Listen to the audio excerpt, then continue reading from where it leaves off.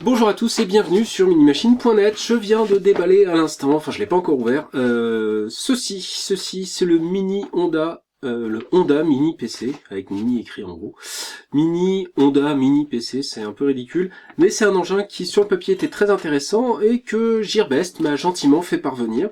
Donc je vais le déballer avec vous en vidéo, on va voir un petit peu ce qu'il y a dans cet objet et comment il est construit.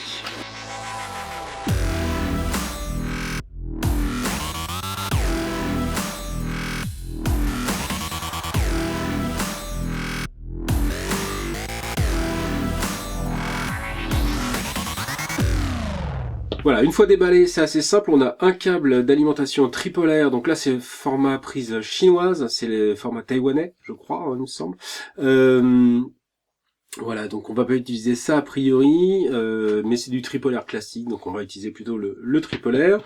Petite antenne Wi-Fi, le boîtier, le chargeur, donc chargeur tripolaire classique, une petite LED dessus. C'est donc du 12 volts 4 ampères, assez classique, un câble qui a l'air assez long, une petite ferrite, le connecteur. Voilà, tout ça, ça se remplace assez facilement.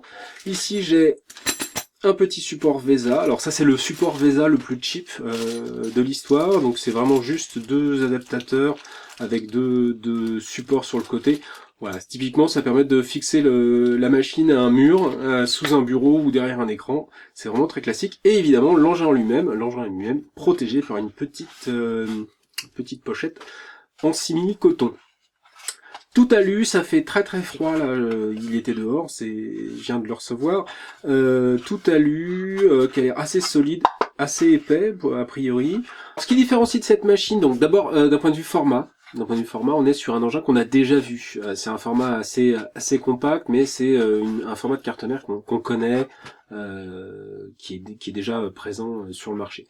D'un point de vue format, donc c'est très compact, c'est pas très épais, c'est relativement sobre, tout en alu avec des arêtes un petit peu coupantes.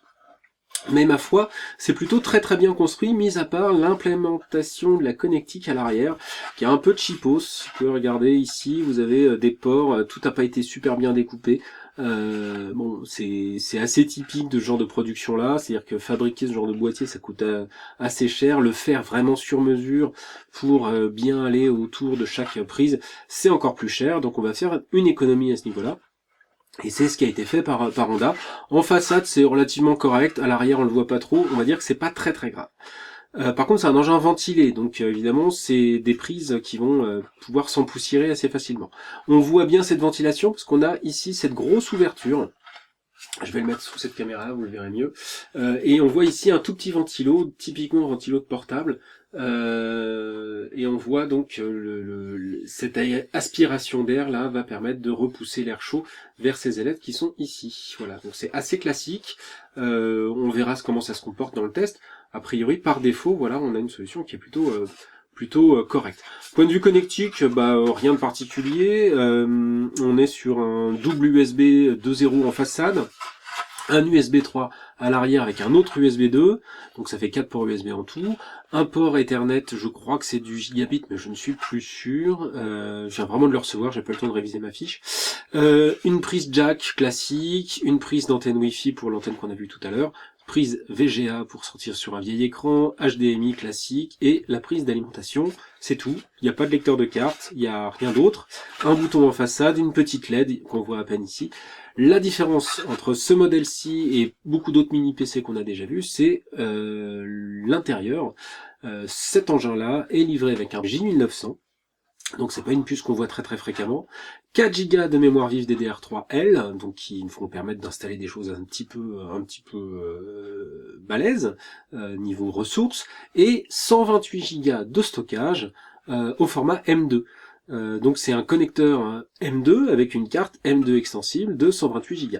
Alors je vais regarder tout de suite si on peut ouvrir. Je suppose que c'est sous les patins qu'il y a des vis. Voilà, ça n'a pas loupé. Donc je vais enlever les 4 petits patins devant vos yeux ébahis. Je vais essayer du moins.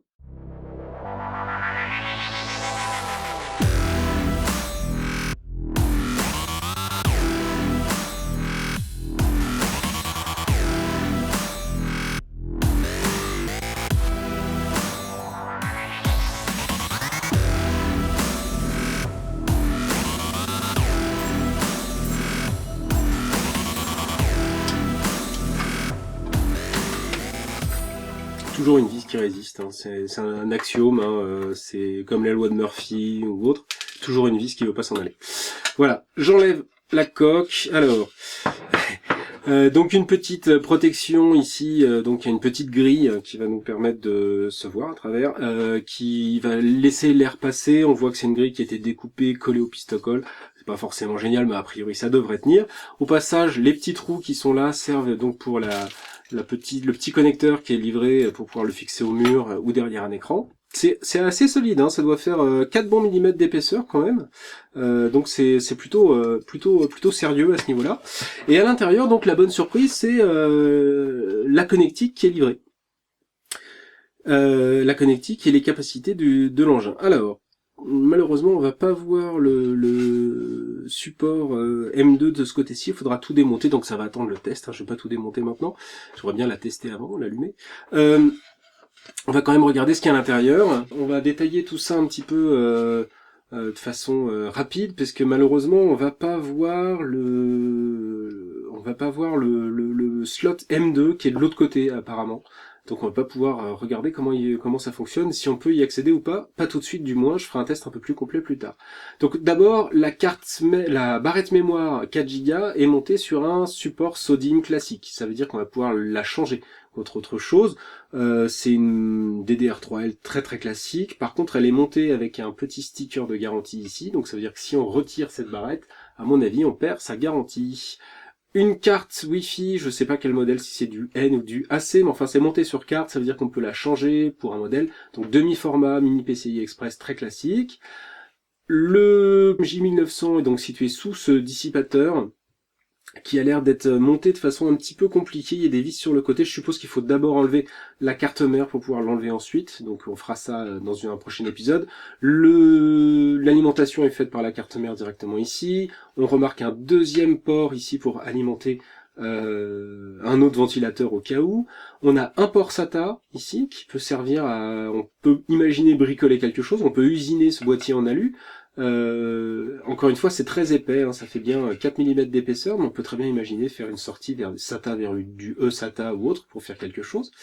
On a ici autre nouvelle intéressante, c'est des connecteurs classiques de boîtier de PC, donc avec la LED, le power switch de façade qui est branché directement dessus, donc on peut imaginer aussi le déporter, brancher ça, et le planquer vraiment dans une solution très différente et profiter donc de ces connecteurs pour pouvoir externaliser tout ça. On remarque également que derrière la petite LED ici, il n'y a rien du tout. Alors je sais pas comment ça fonctionne, s'il y a une LED qui est cachée derrière, qui est assez puissante, mais là a priori on a vraiment rien, donc pour éclairer cette petite LED, c'est assez étonnant, à moins que ce soit un connecteur pour un reset, mais je vois pas de trace d'un bouton reset derrière, donc c'est peut-être de la récup de boîtier aussi, hein, pourquoi pas. La prise d'antenne va vers le devant, et là je crois qu'on a un port USB supplémentaire, je sais pas si c'est de l'USB 2 ou 3, faudra que je teste. Voilà, donc on a un port USB supplémentaire ici qui doit pouvoir servir si on veut connecter, encore une fois, en bricolant quelque chose. Donc il y a pas mal de possibilités. À mon avis, en retirant les 4 vis qui retiennent la carte mère au châssis, on doit avoir accès au slot M2. On verra ça dans un prochain épisode, je vais pas le tester maintenant. Voilà, donc c'est vraiment du déballage live, je viens vraiment de le recevoir. C'est à mon avis assez intéressant à suivre. C'est une des rares solutions qui est moins de 200 € et qui embarque à la fois un stockage conséquent, 4 Go de mémoire vive, donc on peut en faire une solution avec plein d'usages, que ce soit sous Linux ou sous Windows. On va voir si Linux est facilement installable, a priori il n'y a pas de raison. Ça peut faire quelque chose de vraiment très sympa, et puis encore une fois c'est relativement discret, hein, ça prend très peu de place, donc on peut imaginer planquer ça sous un téléviseur, pour faire une solution avec un écran VGA, et recycler un écran VGA, pour faire plein de choses. Donc c'est quelque chose que je vais tester un petit peu plus en profondeur. Voilà, je vous dis à bientôt.